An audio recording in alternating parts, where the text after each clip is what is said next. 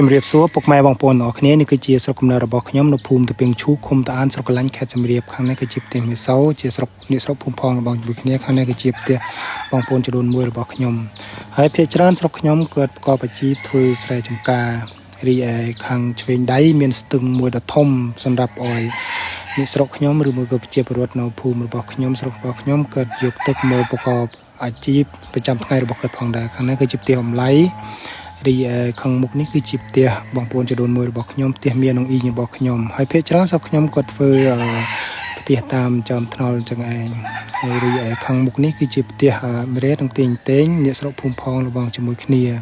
ខាងនេះផ្លូវទៅវាលធ្វើស្រែចម្ការរបស់ភូមិខ្ញុំ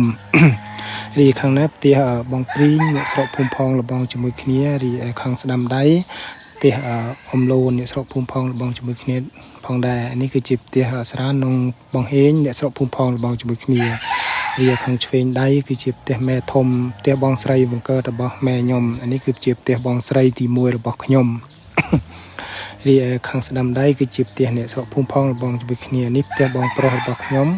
ខាងមុខនេះមានតូបមានអីលក់អីវ៉ាន់នៅកណ្ដាលភូមិខាងមុខនោះផ្ទះបងស្រីរបស់ខ្ញុំហើយដល់ផ្ទះខ្ញុំមុំអរគុណច្រើនបងប្អូនដែលបានទស្សនាវីដេអូនេះដល់ចប់អរគុណជម្រាបលា